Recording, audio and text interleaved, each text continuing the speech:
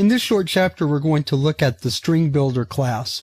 The String Builder class is provided as a way to perform string operations in a more efficient manner when you're working with either long strings or many string operations at once. For example, a large number of string concatenations that have to be performed one after another. In those situations, the String Builder class is more efficient than the string class because with a string variable, every time you make a change to it, you're making a copy into a new variable. In other words, in Java, strings are immutable, whereas with the String Builder class, you build one object and think of it like an array. And every time you either append or concatenate new strings onto the current string, you're simply modifying the contents of an array rather than creating a new copy of a variable. So in this first lesson, I'm going to demonstrate why strings are inefficient and why string builder objects are more efficient. So let's start off by looking at the file we're going to work with. What we're going to do is we're going to build a string out of a file of words. So let's see if I can get that up here. There's our string of words, or our file of words, just a bunch of animals. And what we're going to do is we're going to build a comma-delimited list, or a comma-delimited string out of these animal names. So let's get started with the program. So we're going to call it stringconcat.java. Let me get my screen into place and adjust it just a bit here. There we go. So we start off, we need to import a couple of things. So we need java io.star and import java util.star. And we'll get the program started.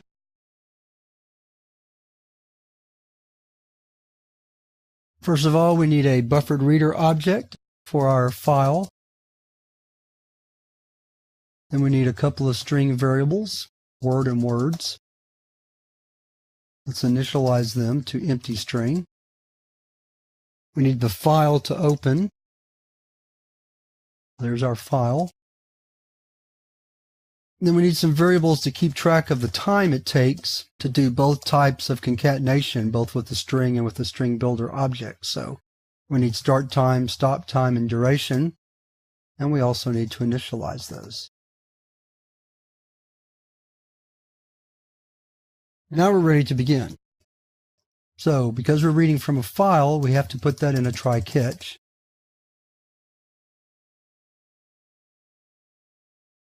So the first thing we do is we associate our buffered reader object with the actual file. Then we start our time by getting the current time in nanoseconds.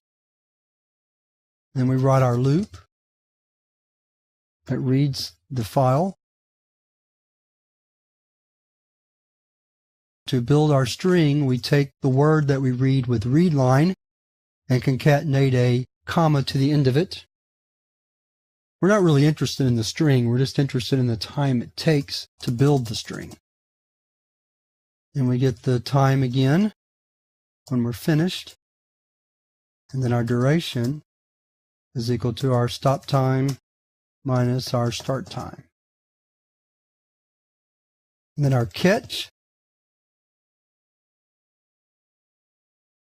and we'll just print out a toString of the exception. If we have one, we're not going to have one here. And then let's display the time to concatenate using a string. And then let's stop the program so we can see how long that takes.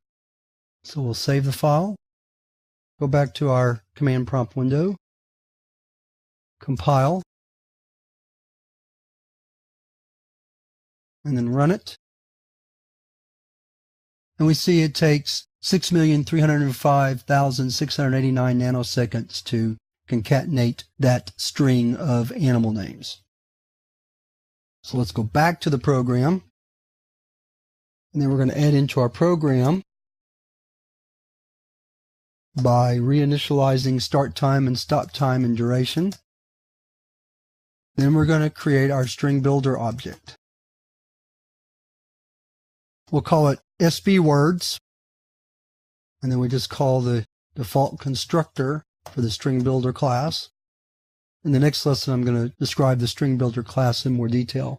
This is just to give you an idea of why it's important to have it. And here we're going to have the very same program as we had above. The only difference is we're going to append to our String Builder object in just a minute.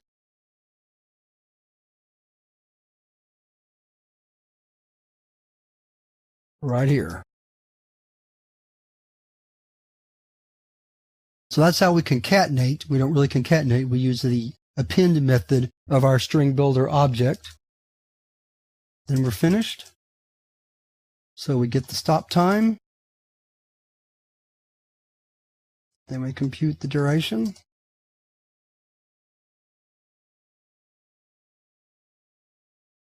Add our catch in real quick.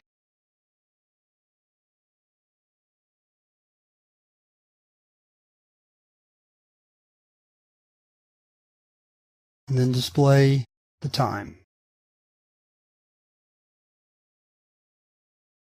Make sure we have our two closing curly braces still in place, and we do. So we'll save the file. Go back to our command prompt window. Clear the screen. Compile.